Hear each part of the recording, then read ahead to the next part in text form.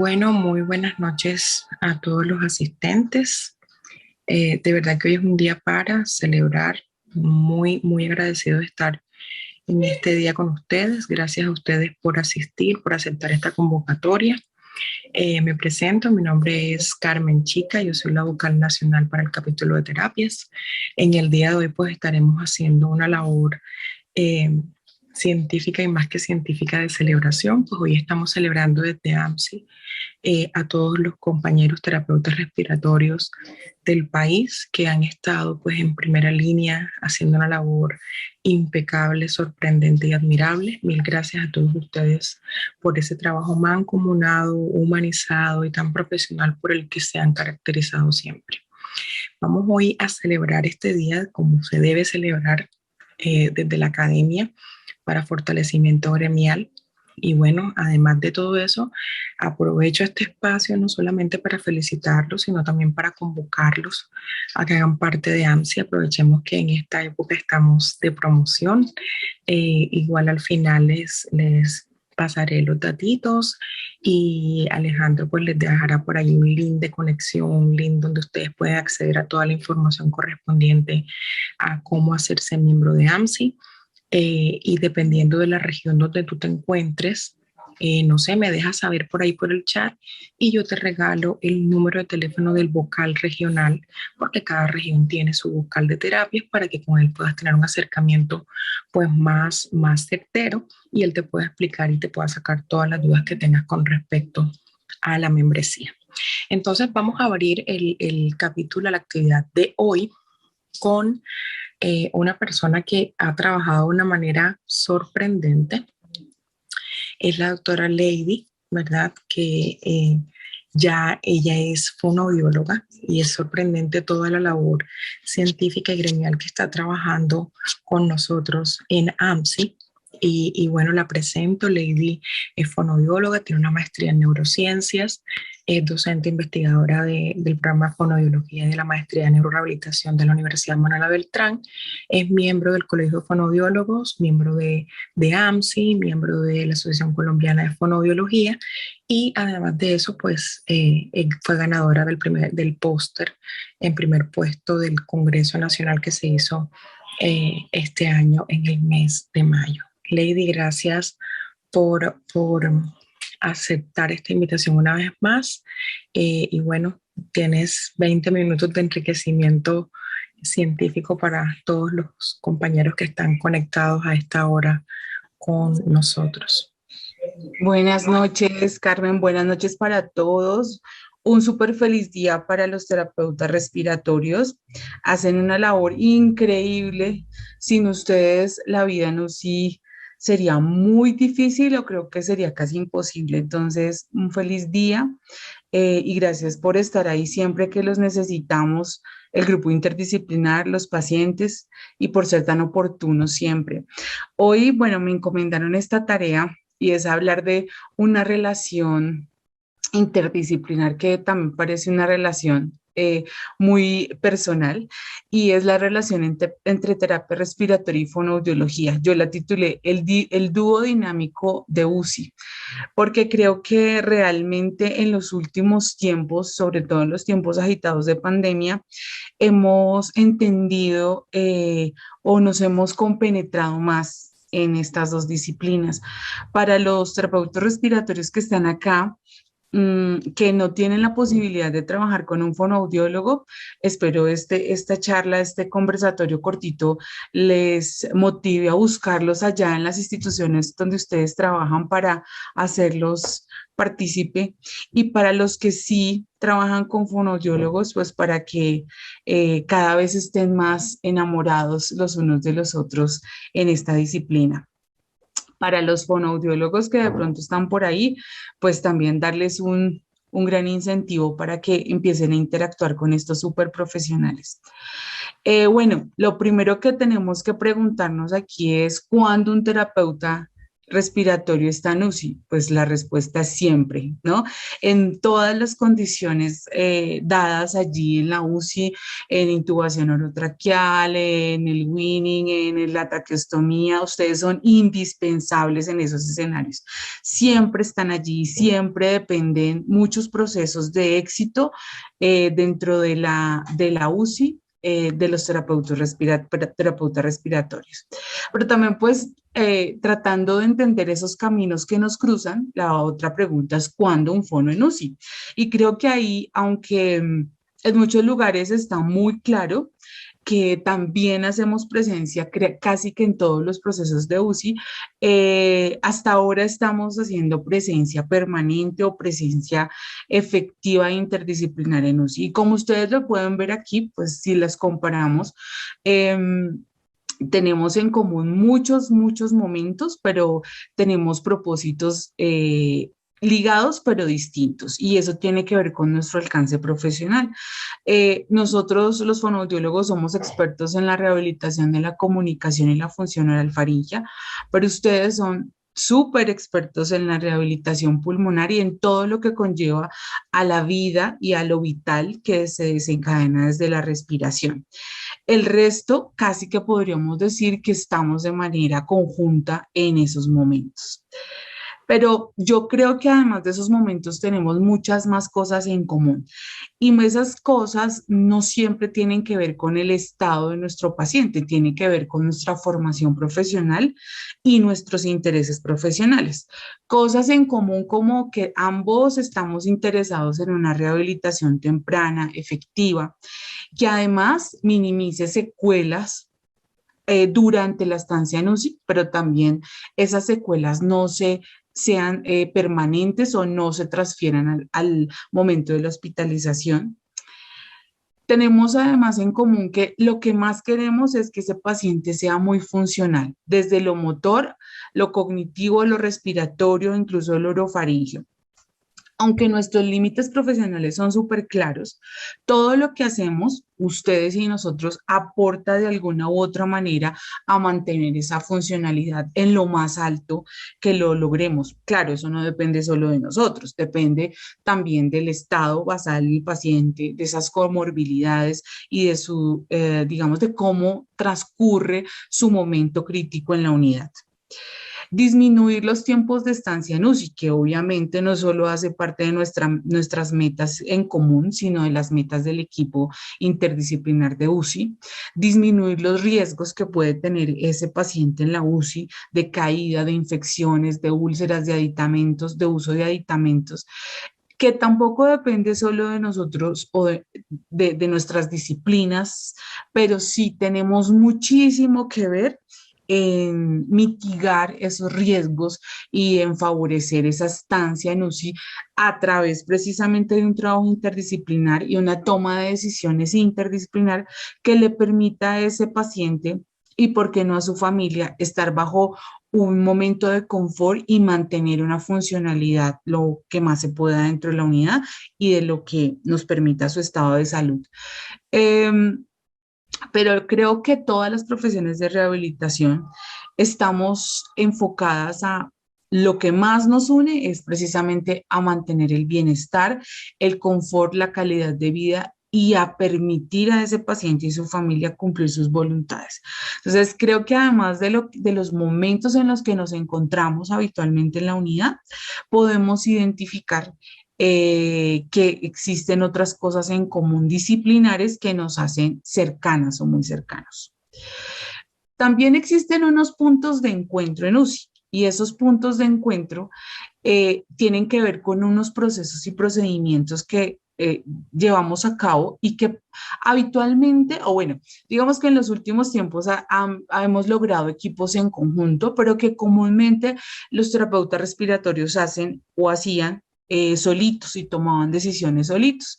Los fonoaudiólogos nos hemos involucrado de tal manera en la UCI que nos consideramos como la media naranja de los terapeutas respiratorios, y es porque vemos en ustedes un mundo de conocimiento y de experiencia que nos vislumbra caminos que a veces nosotros no podemos entender porque pues nuestra exposición en UCI es reciente o digamos que no tenemos muchas habilidades de observación, por ejemplo, pero las vamos perfeccionando al lado de ustedes.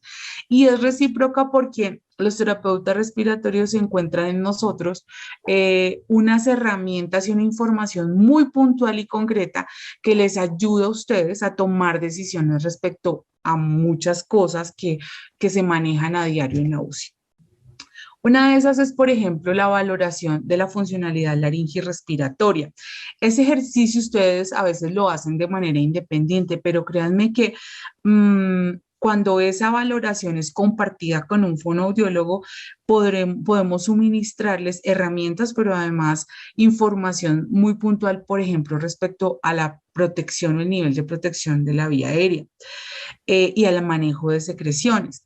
Tenemos también la rehabilitación pulmonar vital y complementaria, y a qué me refiero con eso, y es que aunque ustedes son los expertos en este tipo de rehabilitación, los fonoaudiólogos apoyamos esas estrategias que ustedes usan con otras herramientas que nos permiten, además, que la parte respiratoria sea funcional, no solo vital para el winning, para el destete, para la decanulación y demás, sino también para la transición incluso entre esos soportes respiratorios. Entonces, nosotros realizamos algún tipo de maniobras y ejercicios que pueden favorecer el manejo de la vía aérea alta principalmente, y permitimos que transiten o favorecemos esa transición entre una ventilación mecánica no invasiva o una intubación, una ventilación mecánica a la oxigenoterapia. Y eso, pues, obviamente de la mano de ustedes que son los expertos. También recientemente hemos entrado en consonancia con el equipo interdisciplinar, pero sobre todo con los terapeutas respiratorios, a tomar decisiones sobre los momentos o la efectividad de la extubación y la decanulación, pensando en que esos procesos fracasen menos y sean más exitosos. La defensa y seguridad de la vía aérea también la apoyamos, tratando de manejar todo lo que ustedes hacen y aportar a la estimulación de los reflejos protectivos.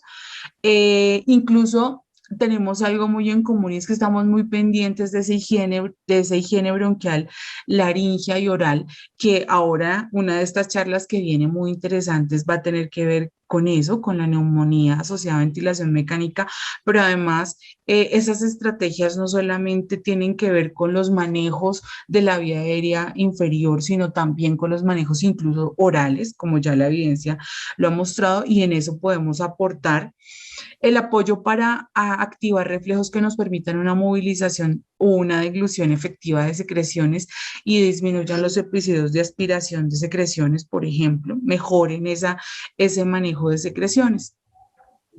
Pero también en los últimos años hemos venido incursionando en un trabajo interdisciplinar mancomunado de la mano con los terapeutas respiratorios en cosas como, seguramente ustedes, bueno, y ahí en el chat lo pueden colocar, si alguna de estas preguntas ustedes pueden responder que sí, y es, por ejemplo, en el posicionamiento correcto de los tubos orotraqueales para disminuir edemas, lesiones orales e infecciones, y además garantizar un posicionamiento lingual y de la mucosa adecuado que no genere alguna secuela oromotora y laringea.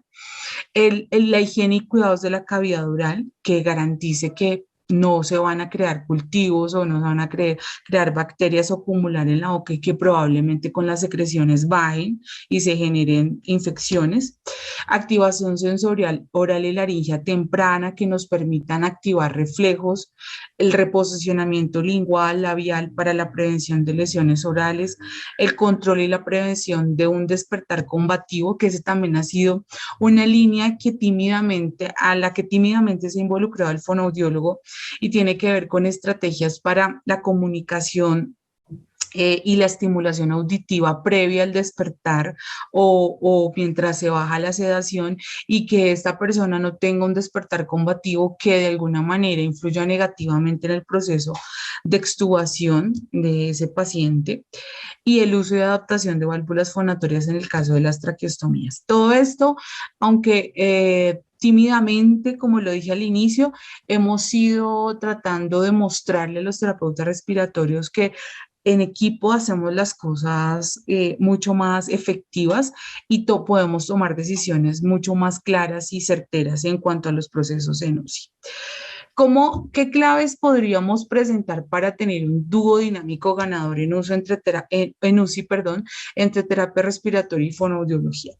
Una de ellas, como todas las relaciones interpersonales, es mirarse a los ojos. O sea, lo primero es conocerse o reconocerse, porque seguramente muchos de los terapeutas respiratorios saben que en la institución donde trabajan hay un fonoaudiólogo o una fonoaudióloga, pero no lo conocen.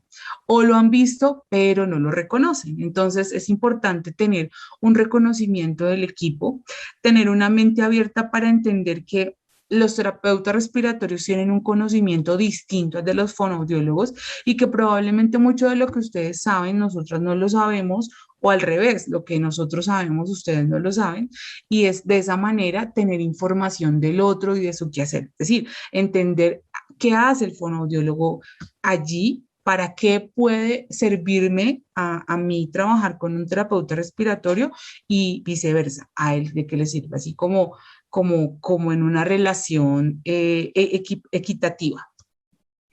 La segunda clave es escuchar y conversar. También, como en todas las relaciones interpersonales, esa comunicación debe ser siempre muy sincera y respetuosa, teniendo en cuenta lo que acabo de decir y son los límites disciplinares, pero además debe ser abierta y negociadora. Es decir, pensar que yo no lo sé todo y que el otro puede saber cosas distintas a las que yo sé. Creo que el que tú sabes más o yo sé menos, tal vez no sea efectivo. Yo creo que sabemos cosas distintas. Esa comunicación también debe generar propuestas estratégicas que garanticen que ese match que se hace entre terapia respiratoria y fonoaudiología va a generar un equipo o un dúo dinámico que siempre va a estar actuando de manera permanente, que este es el otro, ¿no? Hay también terapeutas respiratorios y fonoaudiólogos que coinciden en UCI, pero no se ven sino muy ocasionalmente o hablan muy ocasionalmente y la comunicación debe ser casi que permanente todo el tiempo para identificar los cambios en esos pacientes. Como toda relación, los espacios parados son indispensables. Entre terapia respiratoria y fonoaudiología, los espacios parados deben estar enfocados a compartir evidencia que garantice un manejo basado en la evidencia y en lo científico en nuestros pacientes, pero además que esa evidencia nos permite y nuestra experiencia interdisciplinar nos permita generar protocolos precisamente interdisciplinares para el manejo de esos pacientes.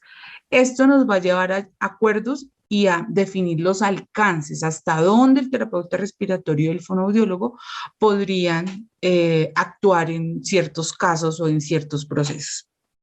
O cuando el terapeuta respiratorio para y sigue el fonoaudiólogo, o cuando están ambos actuando. Ese espacio para dos es indispensable para crear una relación cómplice, que al final es lo que todos queremos, de confianza, de complicidad. Y eso significa que el TR y la fono o el fono están apoyándose permanentemente, no solamente para hacer acciones de rehabilitación o para hacer un manejo de intervención o para ejecutar un tratamiento, sino también para hacer consultas interdisciplinares efectivas preventivas de factores de riesgo como las infecciones, como las extubaciones fallidas, como el inicio de vía oral inefectiva. Y este tipo de consulta preventiva debe ser, obviamente, como todas las acciones de prevención, oportuna para que pueda ejercer o tomar decisiones de acuerdo a los consensos profesionales que tenemos. El trabajo así debe ser conjunto, es decir, al mismo tiempo o simultáneo, pero siempre interrelacionado. Así que estas serían como las cuatro claves que podrían ustedes implementar para enamorar al terapeuta respiratorio o para que el terapeuta respiratorio logre enamorar al fonoaudiólogo de su institución para trabajar en UCI. En esa lógica, como en todas las relaciones interpersonales, va a haber un momento de, o algunos puntos de no eres tú, soy yo, y en esa lógica y en ese diálogo interprofesional es súper importante que yo, fonoaudiólogo o terapeuta respiratorio, pueda entender que en algún momento de esa interacción profesional puedo ser yo el que necesita entrenamiento específico en técnicas, en estrategias, en conocimientos básicos, que debo tener un aprendizaje permanente del otro y de la situación, es decir, del TR o del fono, pero en una situación específica.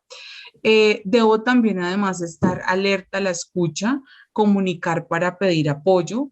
Debo hacer unos acuerdos interdisciplinares que le permitan a esos profesionales interactuar de la manera más armónica posible para establecer límites y generar también un clima de liderazgo. No es malo que uno de los dos lidere.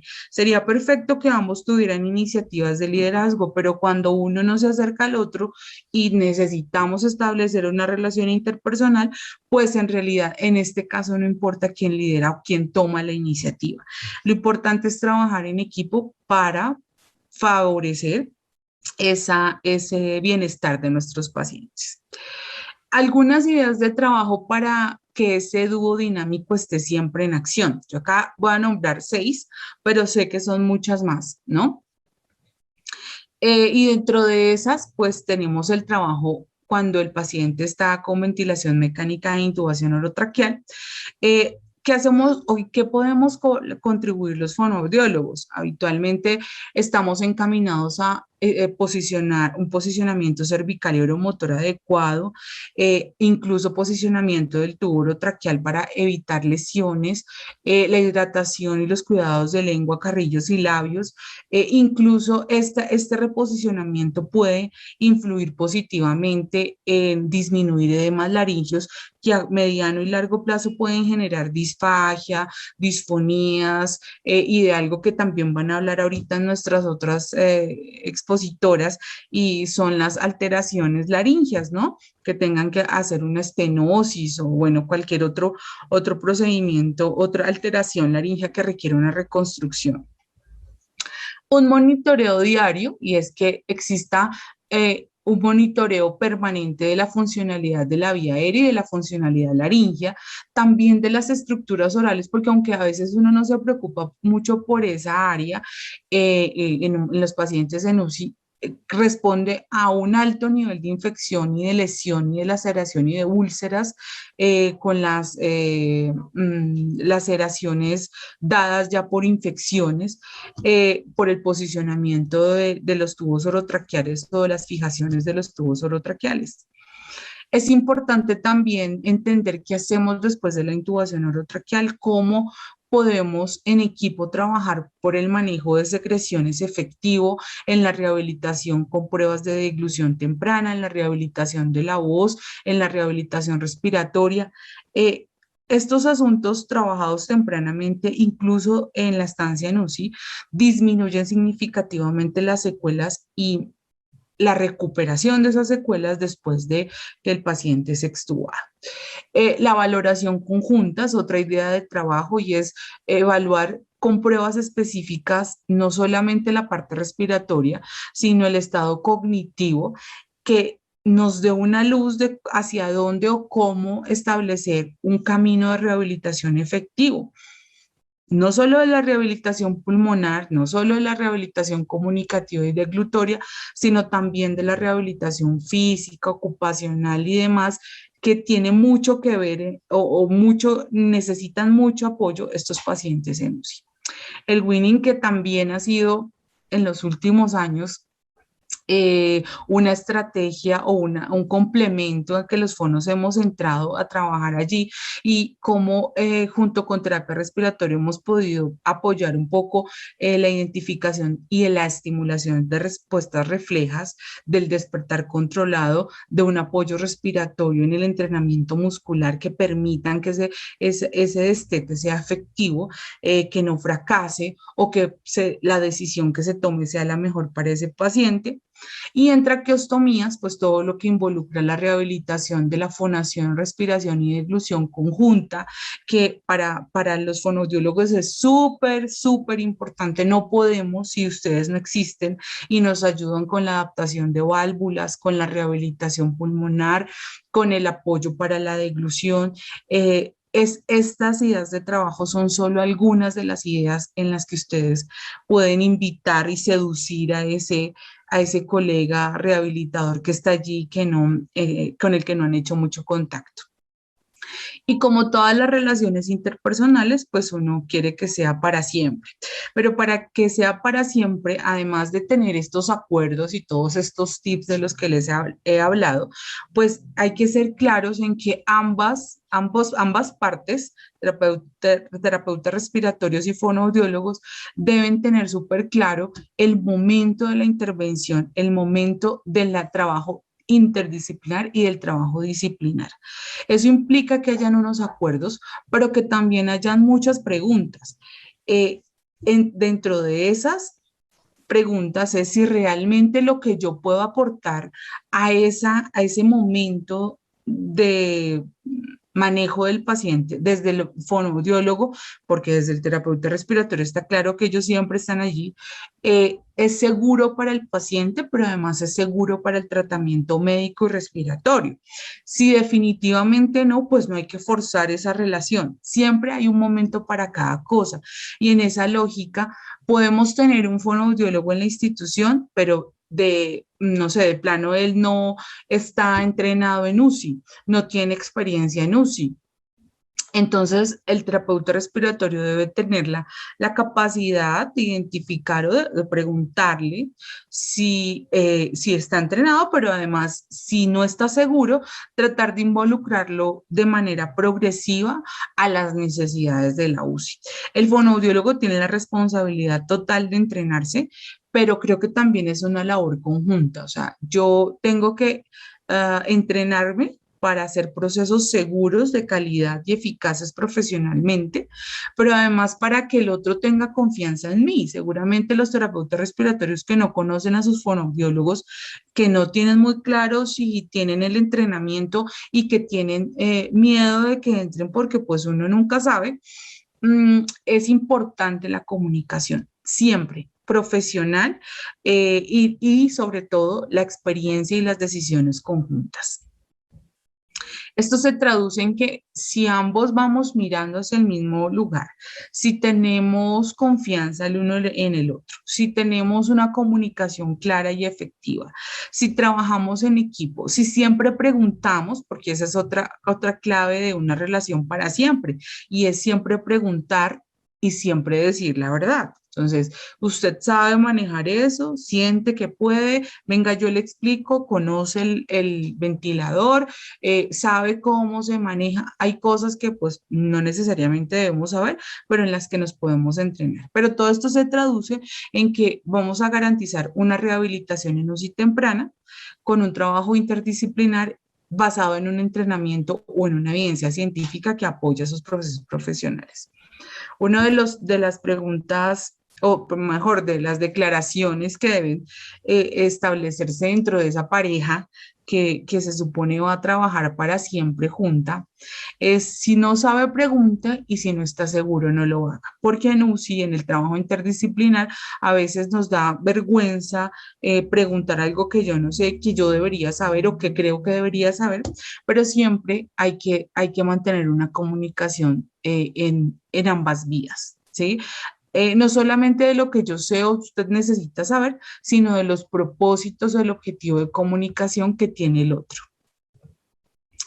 Algunas de esos trabajos compartidos que hablaba hace un momento, o traen algunas de estas escalas y herramientas que podemos usar en conjunto o solamente una disciplina, pero créanme que funciona más en conjunto, que incluyen, por ejemplo, la prueba de azul vegetal, ya no usamos azul de metileno, azul vegetal, las pruebas de agua, los tamizajes de riesgo, las escalas de funcionalidad, las escalas de alerta, las escalas de riesgo de disfagia. Todos estos elementos son más o menos como las salidas de los fines de semana para los matrimonios. Y estos elementos nos unen como pareja porque nos permiten entre ambas disciplinas establecer unas visiones objetivas de lo que tenemos o de lo que podemos ver en ese paciente y de lo que nos puede pronosticar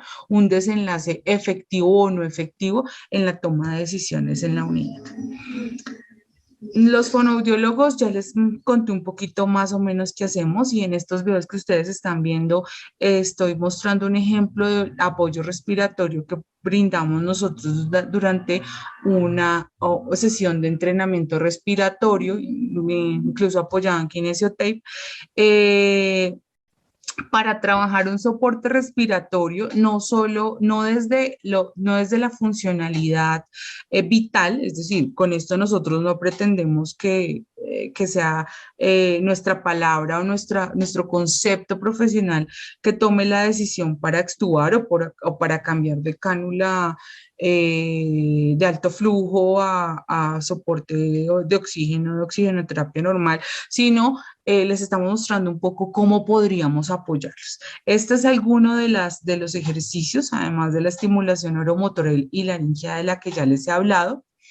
Como retos interdisciplinares, todo esto que tengo aquí, sobre todo hacer énfasis en los protocolos interdisciplinares, en la cualificación interdisciplinar. Yo he escuchado a muchos terapeutas respiratorios que dicen, pero pues yo no tengo por qué saber de deglución. Y también he escuchado muchos fonoaudiólogos que dicen, yo no tengo por qué saber de ventilación mecánica. Pues ahí suena la chicharra de error, porque en realidad si usted trabaja con un paciente ventilado en UCI, pues debe saber de la fisiología laringea y de otros tipos, de otras fisiologías que se manejan en la unidad. Así que tiene que ser una regla que los que están, de hecho, la ley de habilitación dice claramente que las personas que trabajan o el talento humano en salud que trabaja en unidades de cuidado intensivo debe certificar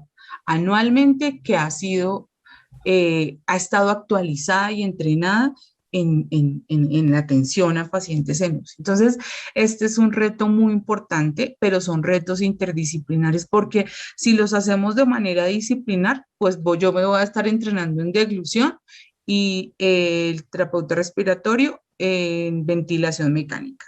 Y la idea es que espacios como estos en los que podemos hacer divulgación interdisciplinar, pues yo aprenda de ustedes, terapeutas respiratorios, y ustedes aprendan de lo que hacemos los fonoaudiólogos. Para finalizar, creo que ya se está cumpliendo mi tiempo. Les dejo esta tarjetita. Perfecto. Les dejo esta tarjetica que quisiera que ustedes completaran allá en el chat, que colocaran como D, si son terapeutas respiratorios de TR, para fono, en una palabra que nos regalarían a nosotros para el manejo interdisciplinar en la unidad. ¿Qué nos regalan? Y al contrario, si son fonos, de fono para TR, ¿qué les regalamos los fonos a los terapeutas respiratorios, especialmente hoy en su día? Yo les puedo regalar a ustedes, para mí el regalo de fono a los terapeutas respiratorios es un trabajo en equipo. Eso es lo que yo les regalaría a ustedes. Siempre en pro del bienestar del paciente, de la familia e incluso el equipo y del sistema de salud, porque un trabajo en equipo permite que el tránsito en la UCI sea más corto, de menos estancias, y con ello, pues todo lo que implica estar menos tiempo en UCI, pues en beneficio de nuestro paciente. Muchas gracias y un súper feliz día para todos los colegas terapeutas respiratorios. Y anímense en serio a seducir a sus fonoaudiólogos. Yo sé que todos conocen allá un fonoaudiólogo o una fonoaudióloga. No dejen de llamarlos, invitarlos para que sean coequiperos. Muchas gracias. Mil No sé si tengan gracias. alguna pregunta. Las preguntas las vamos a dejar para el final. Gracias, Lady. Entonces, les voy a agradecer a los que tengan preguntitas allí en el chat. Me las van dejando, porfa, para que al final entonces podamos abrir el panel, ¿vale? Entonces, vamos a darle ahora espacio a Margarita Marín, que Margarita es terapeuta respiratoria certificada, es especialista en terapia respiratoria pediátrica, es terapeuta respiratoria de cuidados intensivos pediátricos de la Fundación Santa Fe de Bogotá, docente de la Fundación Universitaria Autónoma de las Américas y es la vocal regional para el capítulo de terapias en la regional centro, todo lo que confluye en Cundinamarca, Boyacá y toda esa región fría de Colombia deliciosa. Yo digo que el frío es delicioso porque yo estoy acá chupando calor en Cartagena. Entonces, Margarita, bienvenida. Gracias por ser, pues, el soporte para el acompañamiento en este día tan especial. Y bueno, qué más honor que seas tú la vocal regional de Cundinamarca la que estés hoy participando con nosotros en el Día del Terapeuta Respiratorio. El panel es todo tuyo, tienes 20 minutos a partir de ahora. Listo, Carmen, muchísimas gracias. Buenas noches para todos. Quiero comenzar con un abrazo enorme de felicitación en nuestro Día del Terapeuta Respiratorio y para todos aquellos que también ejercen la terapia respiratoria y nos acompañan en este proceso tan lindo. Eh, Les voy a contar hoy sobre algo que hemos venido viendo cada vez más en nuestras unidades de cuidado intensivo pediátrico y son las lesiones de la vía aérea en los pequeñitos. Va a ser una revisión muy cortica, muy concisa y lo que más busca es como generarles como esa intriguita y el querer saber qué más podemos hacer en las unidades de cuidado intensivo con todos estos pequeños. Hace muchos años los niños no se intubaban con tubo orotraqueal con balón porque sus características anatómicas se prestaban para que no tuvieran tanto riesgo de extubación, pero hace otros tantos años se empezó a evidenciar la neumonía asociada a la ventilación mecánica y que uno de los principales factores de estas neumonías estaba asociado a la migración de secreciones a través de la cavidad oral hacia los pulmones. Entonces, a raíz de todo esto, pues se inició el manejo de intubación con tubos orotraqueales con neumotaponador. ¿Qué generó esto? Pues que hubiera un incremento de las lesiones de vía aérea en los niños, estenosis, postestubación o el grupo que conocemos postestubación. Entonces, estas lesiones laríngeas agudas, después de la intubación traqueal, pues algunos niños pueden empezar a presentar este estribor cada vez pues, después de la extubación y esto lo que nos va a decir es que hubo una lesión, es claro que hubo una lesión en la vía aérea.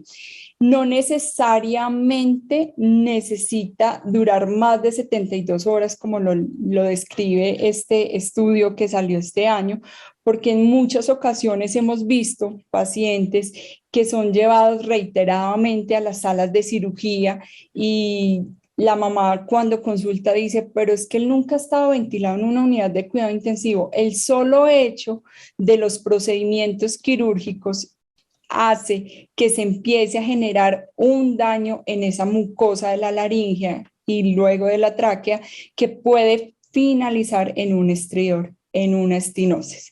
Entonces, es importante pues tener claro que si persiste más de 72 horas es muy sugestivo de una lesión laringea, pero que si no tenemos este historial, sino que por el contrario es una mamá que nos dice tiene varios procedimientos como los pacientes que tienen derivaciones ventriculoperitoneales que los suelen llevar a cirugía. Entonces, cada vez que pasan por ese procedimiento, ya tenemos que tener en cuenta que ahí ya se puede estar generando una lesión. Entonces, es importante que todas estas lesiones se evidencien, se revisen para poder determinar el grado de severidad y el manejo que se debe dar. ¿Por qué? Porque lo hemos vivido. Nosotros en Fundación hay un equipo que está trabajando con todo lo de remodelación de vía aérea y hemos visto que muchas veces no les dan la importancia que merecen. Entonces, cuando ya finalmente llevan estos niños, pues hay una lesión ya grave y pues obviamente su proceso de evolución hacia la mejoría va a ser un poco más lento. Cuando ya son casos de pacientes que tenemos ventilados, pues entonces lo definen como todas esas lesiones que se presentan en los primeros 30 días después de la extubación y que algunas pueden tener la posibilidad de evolucionar hacia lesiones crónicas. ¿Cuáles son estas? Las de los pacientes que uno extuba, pero dadas sus condiciones clínicas tuvo que ser reintubado o se fue para el servicio de hospitalización, tuvo una recaída, vuelve a la unidad de cuidado intensivo, debe ser nuevamente reintubado. Entonces, todo este tipo de situaciones que hacen que se empiece a generar ese daño en la vía aérea. Entonces, ¿cómo es este desarrollo de este daño en la mucosa? Entonces, lo primero, el daño en la mucosa laríngea por el tubo orotraqueal que se comienza a presentar y que nos va a producir una isquemia en ese tejido. Por eso, entonces, empezamos. Los tubos orotraqueales con neumo en pediatría usualmente no los insuflamos si no hay evidencia de fuga, como parte de proteger este tipo de situaciones que se pueden presentar en los niños. Si se presenta, se genera esa lesión aguda, pero si esa lesión aguda sigue creciendo, entonces ya vamos a llegar a una parte que es la necrosis isquémica y esto nos va a producir una erosión y una ulceración epitelial. Este tipo de situación nos va a llevar a una pericondritis y condritis. Entonces, por eso ya estamos hablando aquí que vamos más o menos 24 a 48 horas. ¿Qué pasa con este momento? Este momento nos da un daño continuo que si sigue persistiendo, entonces tenemos dos posibilidades. Tenemos una anquilosis cricoaritenoidea, que es la famosa lesión de las cuerdas vocales, que lo estuvamos y dicen, ay, el niño quedó como ronquito, está hablando como maluquito, y digamos que en ese caso, con las nebulizaciones y con esteroides se puede solucionar, pero si por el contrario el daño sigue persistiendo, entonces vamos a una formación de tejido de granulación y ya la cicatrización no va a dar hacia la mejoría, sino a un tejido fibroso y ese tejido fibroso va a terminar siendo una estenosis. Entonces todo esto, a mí me encanta la parte de la fisiopatología porque uno puede en la cabeza cada vez que está ventilando a su paciente, puede ir haciendo el análisis en qué parte puedo estar de acá, cómo puedo yo evitar que mi paciente llegue a este punto. Entonces es importante recordar, el neumotaponador no siempre tiene que estar insuflado. Si yo puedo ver que con solo lo mínimo o sin necesidad de esto no hay fuga, no necesito insuflarlo. Entonces, ¿cuáles son las áreas que más se comprometen en el tubo pues con los tubos orotraqueales en los niños? Entonces, la superficie medial del cartílago aritenoide, la porción media de la articulación cricoaritenoidea y el proceso vocal, la glotis posterior en la región aritenoidea, la glotis que rodea la superficie interna del cartílago, o sea, la parte posterior. Ya les voy a mostrar aquí porque uno lee todo esto, pero a veces no dimensiona bien.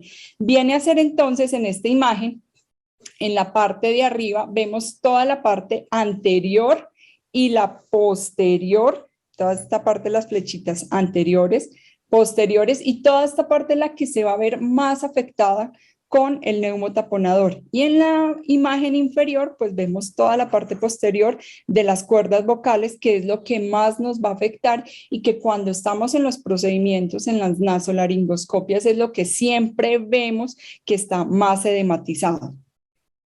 Entonces, ¿qué factores de riesgo tenemos? El tubo orotraqueal, el tamaño, el material, el manguito, cómo se ve en la vía aérea ese tubo orotraqueal. Vean la diferencia entre el adulto y el pediátrico.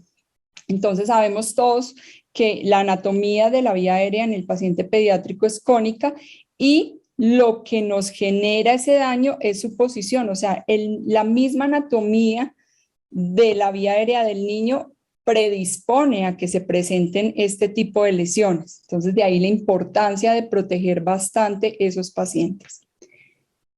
El paciente, pues obviamente hay situaciones de la edad, las características de la laringe, las cicatrizaciones anormales de las heridas, enfermedades sistémicas, pacientes que tengan antecedentes de lupus, de leucemia, todo ese tipo de condiciones que van a predisponer más a que el paciente termine con este tipo de lesiones. La técnica de intubación, todos sabemos que cuando son técnicas traumáticas ya nos estamos exponiendo de antemano a una lesión de la vía aérea independiente del tiempo que este paciente dure en ventilación mecánica. Los cuidados del personal asistencial en la unidad, entonces ahí entramos todos nosotros a proteger ese paciente, a vigilar cómo está esa inmovilización, qué tanto estamos mirando de nuestro paciente, que el tubo cómo está, que no lo estemos, que evitemos al máximo las reintubaciones, cuánto tiempo va a durar ventilado, si hay un nivel inadecuado de la sedación. Entonces son todos estos niños que se mueven para un lado y para el otro y uno dice, Dios mío, ¿cómo vamos a sufrir cuando lo estuvemos? Entonces son todo este tipo de situaciones que se presentan en la unidad y que nosotros como equipo debemos trabajar con enfermería, con los médicos, con todo el personal para estar en pro del paciente y favorecer una evolución adecuada y que no se entorpezca más. Los cambios del tubo orotraqueal se describen que son los cambios, o sea, que me parece que es que tiene mucha fuga, venga, cambiémosle el tubo orotraqueal, son predictores de lesiones moderadas a graves. Entonces también una invitación a ver, el paciente le altera en algo esa fuga, permite que yo lo pueda ventilar bien. Tenemos un rango de permisivo más o menos hasta el 20% desde que no afecte la mecánica ventilatoria del paciente. Y si yo puedo garantizarle a mi paciente una adecuada ventilación sin necesidad de tener que estarle cambiando el tubo orotraqueal, pues entonces nos devolvemos a ese cuadrito de la fisiopatología donde uno dice, ay, estoy evitando que se haga la lesión, estoy evitando que llegue a toda esa parte del daño, de la isquemia. Pues todo eso nos hace sentir bien porque estamos cuidando a nuestros niños. Entonces el diagnóstico, pues es obvio, una nasolaringoscopia. Se valora, ahí se determina el grado y cuáles son esos grados. Entonces hay varias clasificaciones, eso lo determina el otorrino cuando hace la naso, pero digamos que esta me gusta mucho porque es muy práctica y la podemos dimensionar. Entonces empezamos de izquierda a derecha con una tipo 1, que es una obstrucción aproximadamente del 35%, es una membrana pequeña, que es la que vemos arriba, blanquita, que es delgada. La tipo 2, entonces ya tenemos obstrucciones del 35 al 50%, sigue habiendo esa membrana anterior, pero es medianamente más gruesa.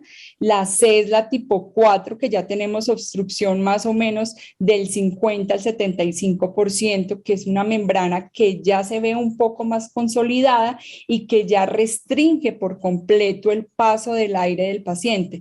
Y la grado 4, pues ya es una obstrucción de casi el 90%, que compromete por completo la luz de la vía aérea del paciente y que esto nos va a implicar que el paciente está en falla inminente respiratoria y pues obviamente estas membranas son mucho más gruesas, son mucho más difíciles de manejar y requieren ya intervenciones quirúrgicas.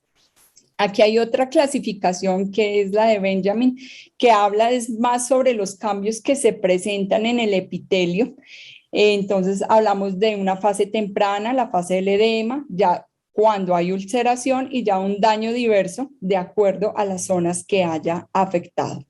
Y esta que es la CALI, que ya nos dice la zona en la cual se está presentando esa alteración, en la supraglotis, la glotis, si es leve, moderada, severa, pero digamos que con la primera nosotros nos familiarizamos más fácil y podemos como aportar un poquitico más.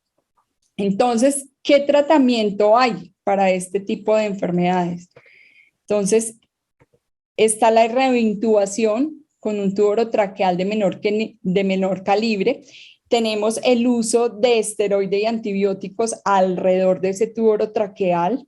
Tenemos la terapia de reflujo porque este es un factor muy, muy importante que influye en que el manejo de ese paciente con estenosis se haga fácil o difícil. Recordemos que el líquido gástrico quema la vía aérea. Entonces eso no nos va a ayudar a favorecer el manejo de nuestro paciente.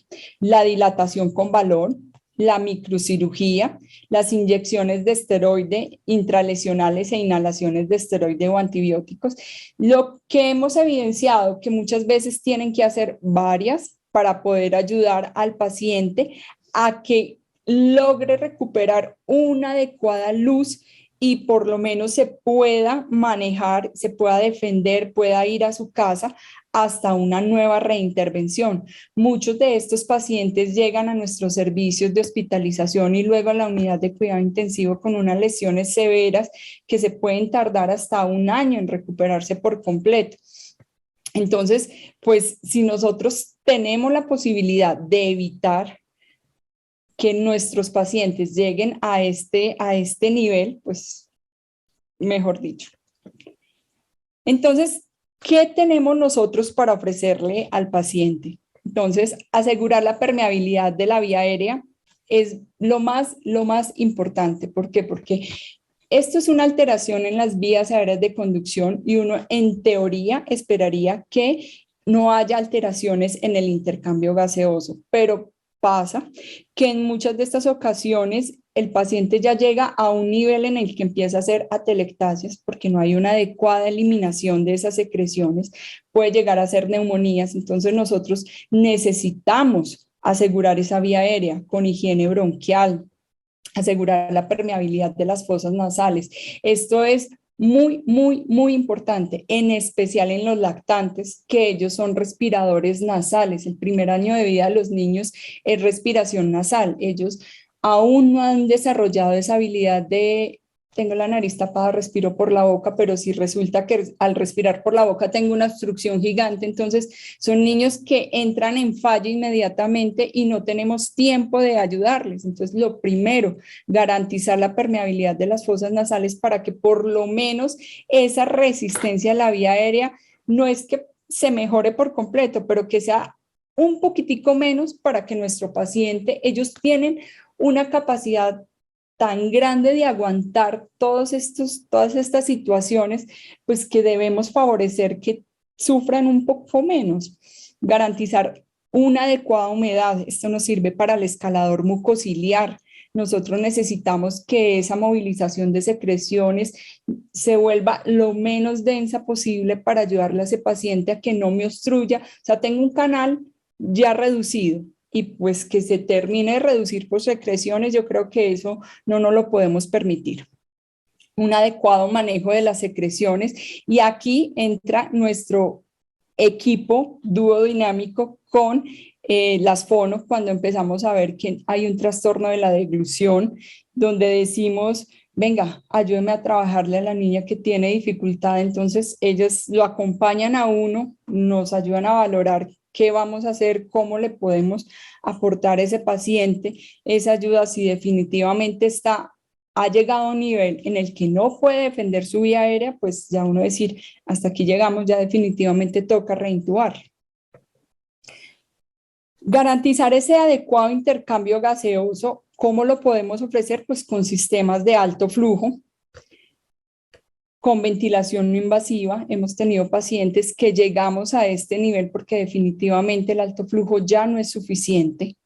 El asistente de tos es uno de los dispositivos con el que contamos en este momento, que nos ha ayudado muchísimo a reclutar, a favorecer ese barrido mucociliar, a ayudar a reclutar zonas que se han colapsado por este nivel de estenosis. Y siempre tenemos que tener una consigna. Lo ideal es no ventilar los niños. Tenemos que buscar lo mejor todas las estrategias que tengamos a nuestro alcance para no ventilarlos. O sea, que cuando ventilemos uno diga ya es porque tocaba ventilarlo, pero desde que podamos evitarlos, la invitación es hagamos todo lo posible para evitar esto. Y si ya tenemos un paciente con una lesión, pues muchísimo más. Y maniobras de reclutamiento alveolar con Jackson, con Ambu, como ustedes las sepan o las manejen. Siempre, o sea, siempre en pro de evitar que nuestro paciente termine con su pulmoncito colapsado y tengamos que reintubar. Pues disminuir el edema de la vía aérea es algo bien importante. Los esquemas usualmente en los posoperatorios de la remodelación siempre son con adrena, budeso, oximetazolina, solución hipertónica. Casi que el paciente, desde que termina en salas de cirugía, el otorrino ya lo está llamando a uno, va con este esquema cada 4, cada 6, estar al pie del paciente con todo esto, porque es muy importante. El uso de la aerosolterapia se discutió mucho en pandemia, pues por el manejo de los aerosoles, pero yo pienso que hay ciertas situaciones en las que nosotros tenemos que darle prioridad a nuestros niños. Y si yo sé y tengo todos mis elementos de protección personal y tengo una mamita que lo está acompañando, pues yo sé que le puedo aportar a mi paciente, que le puedo ayudar en ese tratamiento y que al mismo tiempo yo también me voy a proteger. Igual, pues la mayoría de todos estos procedimientos, y yo creo que esto es un estándar en todas las instituciones, tienen siempre sus pruebas de PCR, no de antígenos ni pruebas rápidas, sino de PCR negativas antes de llevarlos a cirugía. Eso no quiere decir que no lo vayan a tener, pero pues digamos que esto nos da un parte mínimo de tranquilidad con lo que podemos seguirle dando todo a nuestros pacientes.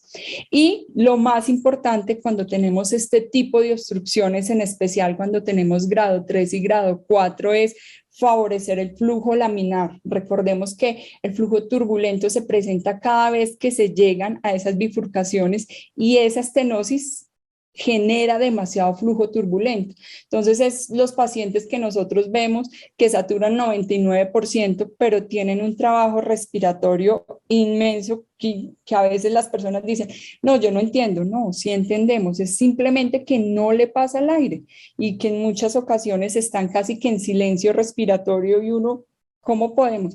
Entonces, el Heliox es el medicamento por excelencia, lo manejamos nosotros ya sea por el alto flujo, como vehículo para nebulizar, por cánula nasal simple, que debemos recordar que solamente se permite hasta 2 litros, y por máscara de no reinhalación. Aquí les traje un videito que es rápido para mostrar cómo se realiza el acople al sistema de alto flujo. Y la verdad, esta es una de las estrategias que más nos ha ayudado en el posoperatorio de la remodelación de la vía aérea, con todo el combo de las nebulizaciones, y también nos ayuda mucho a sostener los pacientes de que no los tengamos que intubar antes de que puedan ser llevados a esos procedimientos. A veces las salas de cirugía no están disponibles al momento en que los otorrinos quieren hacer el procedimiento, entonces está en nosotros buscar la manera de que esa paciente pueda llegar hasta ese procedimiento sin que esté ventilada. Esto fue cortico. Si tienen dudas, las pueden escribir en el chat y ahora las resolvemos. Es una invitación muy grande a que cuidemos la vía aérea de nuestros niños. Ya conocemos la fisiopatología, ya sabemos todo desde el momento en que los intubamos, a qué nos estamos exponiendo. Entonces, pues nada, aquí les dejo esta incógnita para que todos hagamos parte de esto. Gracias, Margarita, por ilustrarnos en toda esta parte de experticia tuya en pediatría. De igual forma, invitamos a los que están conectados, por favor, que nos dejen sus preguntitas acá en el chat para que de pronto, en la medida en que las ponentes vayan teniendo espacio, vayan adelantando y contestándole para optimizar los tiempos.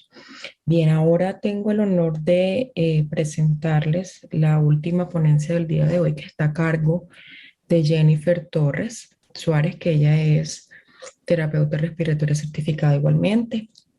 Es especialista en terapia respiratoria en cuidado intensivo. E igualmente es terapeuta respiratorio de la unidad de cuidados intensivos de la Fundación Santa Fe de Bogotá en la ciudad de Bogotá. Entonces, Jennifer, gracias por aceptar esta convocatoria. De verdad que es un gusto poder tenerte acá con nosotros en AMSI. Ya habíamos podido tener la oportunidad de verte en Sorba, pero bueno, ya es bueno traerte para estos lados. Entonces, bienvenida, AMSI, una vez más. Es todo un honor poder compartir estos espacios académicos contigo. Y bueno, el panel es todo tuyo. A partir de ahora cuentas con 20 minutos. Bueno, muy buenas noches para todos. Quiero confirmar si me ven y me escuchan. Que no estoy. ¿Sí? Bueno, muchísimas gracias. Buenas noches para todos. Para mí es un placer estar en esta noche acá. De antemano quiero agradecer a Carmen y a Margarita por la invitación. Bueno, y empecemos. El tiempo es corto y mi presentación también es muy corta, es algo de nuestro papel, nuestro rol como cuidadores respiratorios en una patología muy frecuente en cuidado intensivo y que constituye una de las causas más comunes de morbimortalidad en UCI. Entonces, ¿cómo definiríamos la neumonía asociada a la ventilación? Y aquí vamos a recordar unos conceptos muy claves y vamos a dejar unas píldoras de conocimiento para que vayamos empapaditos de conocimiento esta noche a descansar. Entonces, la definición clásica de neumonía asociada a la ventilación mecánica es aquella infección del tracto respiratorio inferior asociada a la presencia de un cuerpo extraño en la vía aérea. En este caso, la presencia de un tubo orotraqueal, la cual va a ocurrir después de 48 horas de ventilación invasiva. 48 horas es el tiempo mínimo. Se habla incluso de presencia de neumonía o diagnóstico de neumonía asociada a la ventilación mecánica hasta 5 días después de instaurado el soporte ventilatorio. Recordemos que entre más prolongado esté el soporte ventilatorio en el paciente, mayor va a ser el riesgo de que mi paciente contraiga esta enfermedad. Esto entonces se considera una de las infecciones asociadas al cuidado de la salud. Y aquí tal vez nos apene decir esto, y es que muchas de estas infecciones son por culpa nuestra, digámoslo de esta manera. Esta semana hemos estado en una semana de talleres de educación, de sensibilización, en busca de prevenir infecciones asociadas al cuidado de la salud, infecciones asociadas como la neumonía, infecciones asociadas a dispositivos intravasculares, infecciones asociadas a la presencia de una sonda vesical. Entonces, ¿cómo se manifiesta esta neumonía asociada a la ventilación? Entonces se va a manifestar de dos formas. Uno, a través de la colonización de los tractos tanto respiratorio como digestivo. Y dos, a través de la microaspiración de esas secreciones que van a estar tanto en la vía aérea superior como en la vía aérea inferior. Teniendo en cuenta un poco el tema de la patogénesis de la neumonía asociada a la ventilación mecánica, y como les mencionaba en un principio, se va a dar por la presencia y va a estar mediada en gran parte por la introducción de un tubo orotraqueal en la vía aérea del paciente.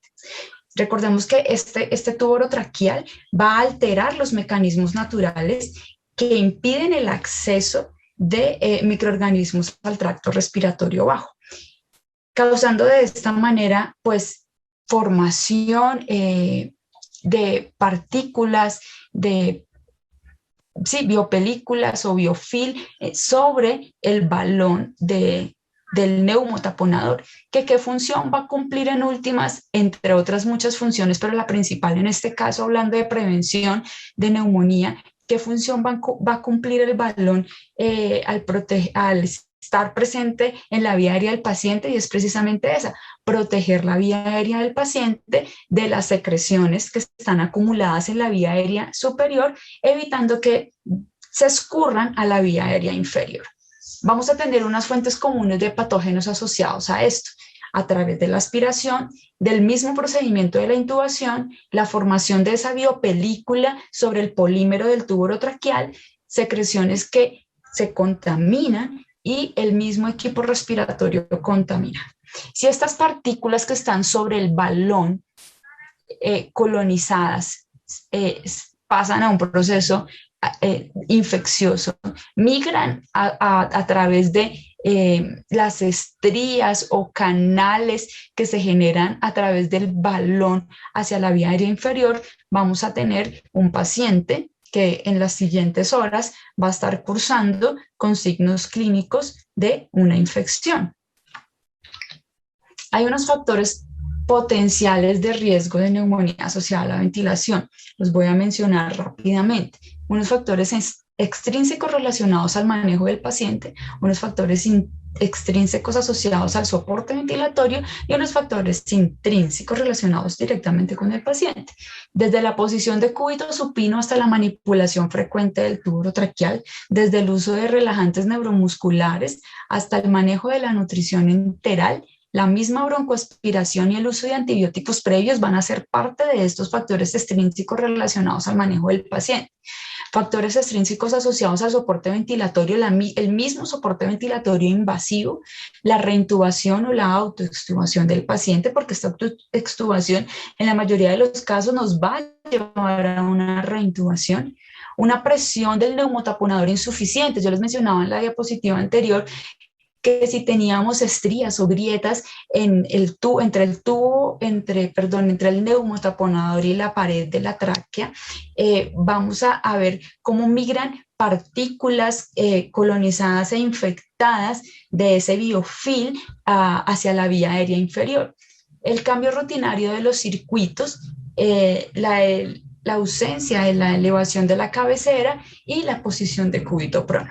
Y dentro de los factores intrínsecos vamos a tener patologías muy comunes como el SRA, pacientes sometidos a neurocirugía, pacientes quemados con gran extensión en su superficie corporal, pacientes obesos, pacientes con antecedente de tabaquismo que broncoaspiren, antecedentes de diabetes y corticoterapia e inmunosupresores. El diagnóstico entonces va a estar dado por una triada que se va a manejar de la siguiente manera. Entonces, signos y síntomas clínicos en los cuales vamos a estar y como cuidadores respiratorios tenemos que evaluar estas características que vamos a mencionar a continuación y son los cambios en el esputo o secreción traqueal, valorar tanto la purulencia como el color como la producción de esas secreciones, qué tanto cambia el volumen de la secreción y qué tanto cambia la purulencia de esa secreción. Temperatura, no solamente la fiebre sino también la hipotermia nos va a dar un indicio en estos signos clínicos asociados a infección, estertores o ruidos respiratorios diferentes a los que ya habíamos auscultado en nuestro diario con el paciente y el empeoramiento en los índices de la oxigenación. En cuanto a la parte diagnóstica en imágenes, está la presencia de infiltrados nuevos o infiltrados persistentes que van a empeorar. Y en cuanto a datos microbiológicos y de laboratorio, vamos a tener pacientes con leucocitosis o leucopenia, incluso cuando se sospecha de la presencia de neumonía asociada al soporte ventilatorio, se toman muestras del tracto respiratorio a través de procedimientos broncoscópicos o no broncoscópicos como los llamados minival a través de un catéter de lavado broncoalveolar. Entonces, ¿cómo prevenimos la neumonía asociada a la ventilación mecánica? Si es una infección asociada al cuidado de la salud, la mejor estrategia que cumple con este objetivo es el uso de paquetes preventivos o los llamados care bundles. Teniendo en cuenta esto, el uso de paquetes preventivos se requiere de un trabajo multidisciplinario para la prevención de esta enfermedad. Incluso la literatura menciona que se puede reducir entre un 30 a un 50% con la prevención de estos paquetes preventivos. Se puede prevenir si hacemos las cosas muy bien. Es un concepto del todo o nada. ¿Qué características tiene entonces estos paquetes preventivos? Que pueden no solo aplicar a la neumonía asociada a la ventilación mecánica, sino también a lo que mencionaba en un principio, a la presencia de dispositivos intravasculares. Mejorar el cuidado integral del paciente es una de las características más importantes de un paquete preventivo. Estimular el cumplimiento de recomendaciones básicas. Hay recomendaciones básicas que hacen parte de este paquete preventivo que ayudan y son recomendaciones basadas en la evidencia que aplicadas en conjunto van a mejorar los desenlaces en cuanto a la patología de nuestros pacientes, en cuanto a la estancia en UCI, en cuanto al tiempo de soporte ventilatorio del paciente. Y estas medidas o este paquete de medidas va a tener unas medidas básicas de obligatorio cumplimiento. Revisando la literatura, a ver si existían más medidas básicas que debíamos nosotros tener en cuenta para el manejo de nuestro paciente, para ayudar en la prevención de neumonía asociada. El tema de hoy es qué papel jugamos nosotros como cuidadores respiratorios en este momento de tener a nuestro paciente intubado. Y son básicas que nos obligan a detenernos y hacer un alto en el camino y decir qué tanto de esto estamos aplicando con nuestros pacientes. Tal vez a veces lo hacemos de manera tan rutinaria y tan mecanizada que de pronto se nos olvida que cosas muy puntuales pueden hacer la diferencia. La formación y entrenamiento apropiado en la manipulación de la vía aérea es muy importante en el manejo de la prevención de neumonía asociada a la ventilación. Al frente les puse los niveles de evidencia y los grados de recomendación, y fíjense que en su gran mayoría son niveles de evidencia muy altos con un grado de recomendación bastante fuerte. La higiene estricta de manos antes de manipular la vía aérea. Y aquí podríamos decir que antes, durante y después de manipular la vía aérea del paciente debemos tener un control estricto en nuestra higiene de manos. Recuerden que la higiene de manos salva vidas, ¿verdad? La higiene bucal utilizando los antisépticos orales como la clorhexidina. En la literatura encontramos algunos estudios comparativos con antisépticos orales, pero realmente el que mayor evidencia tiene frente al uso para prevenir la neumonía asociada a la ventilación va a ser los enjuagues con clorhexidina. El control y mantenimiento de la presión del neumotaponador. Recordemos que esta presión del neumotaponador no debe estar por debajo de 20 centímetros de agua y tampoco puede exceder una presión por encima de los 30 centímetros de agua. Tener esos neumotest o esos medidores de presión en nuestra unidad de cuidado intensivo son de vital importancia para tener un control objetivo de las medidas del manguito de los tubos orotraqueales. Evitar siempre que sea posible la posición de cúbito supino a 0 grados. Y siempre que sea posible, hace referencia a que vamos a tener uno que otro paciente que tenga contraindicación de elevar la cabecera. Pacientes que sean sometidos a procedimientos neuroquirúrgicos son pacientes que difícilmente vamos a poder cumplir con esto a cabalidad. Favorecer los procedimientos que permitan disminuir de forma segura la intubación y su duración. Y aquí hay 3 cosas muy importantes en este punto.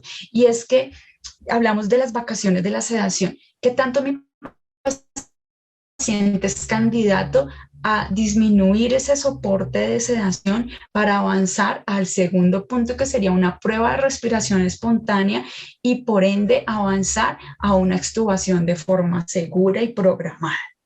Evitar los cambios programados de las tubuladuras, humidificadores y tubos traqueales. Esto se ha visto con un nivel de evidencia alto y una recomendación fuerte que cambiar de manera rutinaria estos circuitos puede aumentar el riesgo de neumonía asociada a la ventilación. Ahora bien, tenemos dispositivos que por ficha técnica, como son las ondas de succión cerrada y los filtros BIS o filtros bacterianos o los dispositivos de humidificación pasiva, que por ficha técnica dan una recomendación de cambio hasta cierto tiempo. ¿Qué es importante en estos casos? Evitar al máximo, en la medida de lo posible, cambiarlos siempre y cuando el paciente lo requiera. Hay pacientes hipersecretores que impactan el filtro bacteriano, por ejemplo, en menos de 24 horas. Son pacientes que no vamos a dejar hasta que cumpla, según la ficha técnica, las 48 horas para retirar o cambiar este dispositivo, ¿verdad? Ahora, en cuanto a la higiene del tubo orotraqueal, Este es un procedimiento mediante el cual se extraen las secreciones de la vía aérea, ¿verdad? Ya sea de la boca, de la tráquea o de los bronquios. Y su objetivo principal va a ser mantener la vía aérea permeable. Cuando vemos a nuestro paciente soportado y gráficamente en nuestro monitoreo ventilatorio vemos cómo el ventilador nos indica esas ondas de cizallamiento, esas ondas en dientes de sierra que nos dicen nuestro paciente está lleno de secreciones, esas presiones altas en la vía aérea, ese aumento en la frecuencia respiratoria, es un paciente que claramente tenemos que permeabilizar. La pregunta es, en estos pacientes, ¿cada cuánto los vamos a aspirar o con qué frecuencia? La respuesta sería a necesidad. Introducir la sonda de succión cerrada de manera frecuente puede aumentar el riesgo de neumonía asociada a la ventilación. Pero cuando tenemos un paciente con secreciones tan visibles, no solamente porque le bailan en el tubo traqueal, sino porque nuestro monitoreo gráfico no lo indica, no es un paciente que vamos a pasar por alto, es un paciente que vamos a llevar a la práctica y tenemos que ejecutar la acción de succionar a nuestro paciente. Ahora, quiero puntualizar aquí en esta diapositiva varias cositas. Se hablaba de la higiene oral o los enjuagues oral con clorhexidina, los cuales van a controlar la carga microbiana oral en una concentración mínima de 0.12, incluso a 0.2%, lo que usamos normalmente en pacientes adultos. ¿Qué sucede con este antiséptico oral? Que 30 minutos después de haberse administrado en la cavidad oral del paciente, se ha visto que puede disminuir el recuento bacteriano. Por ende, esta clorhexidina o este antiséptico no debe ser diluido, porque al ser diluido vamos a perder las propiedades del antiséptico. En 1989 ya se hablaba de la interacción entre dendríficos y se ha visto que con publicaciones recientes que el uso de crema dental concomitantemente con el uso de la clorhexidina puede inactivar el principio activo del antiséptico, razón por la cual la recomendación ha sido que 30 minutos después de que enfermería realice sus cuidados estándares de la cavidad oral, se puede realizar el enjuague con este medicamento.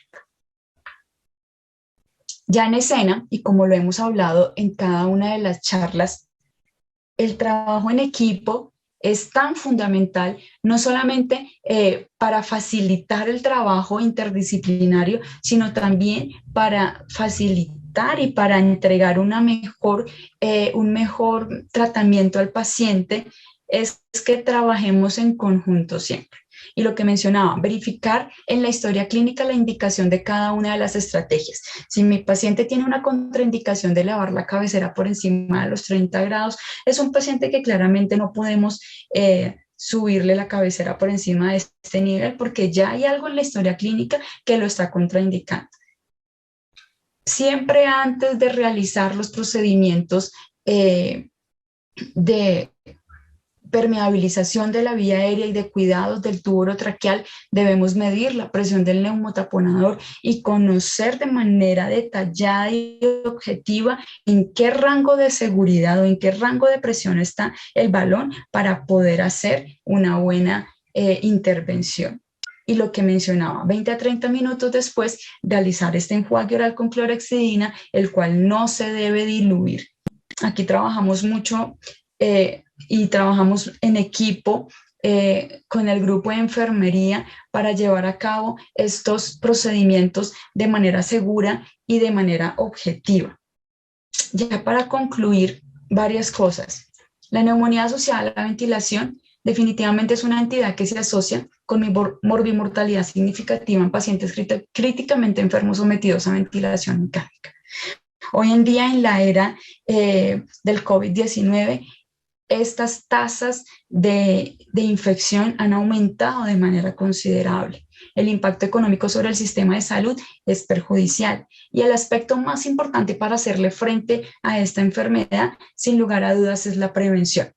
Las intervenciones diseñadas para prevenir la neumonía van a comenzar desde el momento de intubar el paciente y van a ser sostenidas hasta el momento de su extubación. Quiere decir que turno a turno, día a día, vamos a llevar este paquete de medidas, este paquete de prevención para mejorar los desenlaces clínicos de mi paciente.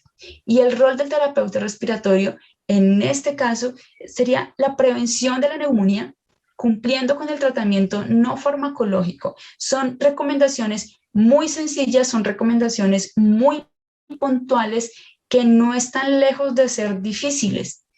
Es cuestión de organizarnos, es cuestión de hacer las cosas bien, de interiorizar el trabajo que hacemos para llevar a un desenlace satisfactorio en nuestro paciente. Quiero hacer un reconocimiento muy especial a mi grupo, a mi equipo de trabajo, mis compañeros de terapia respiratoria en el sitio donde estoy trabajando actualmente, Fundación Santa Fe, y esto hace parte también de nuestro rol. Nuestro rol como cuidadores respiratorios también está en la educación al cuerpo interdisciplinario con el que trabajamos. Hemos estado en talleres de capacitación, talleres de prevención de infecciones asociadas al cuidado de la salud, en donde nos entrenamos, en donde aprendemos, en donde nos equivocamos en el taller para no cometer errores sobre el paciente, y en esto tenemos que ser líderes, tenemos que hacer parte de nuestro rol. Feliz día a todos y cada uno de los terapeutas que están conectados en esta noche. De antemano, muchas gracias por la invitación. Fue algo muy corto, pero espero que haya quedado el mensaje en esta noche. Mil gracias, Jennifer, por traernos. Yo creo que eso fue un WINSIP más que efectivo de lo que debemos hacer en equipo para la NAF, ¿verdad?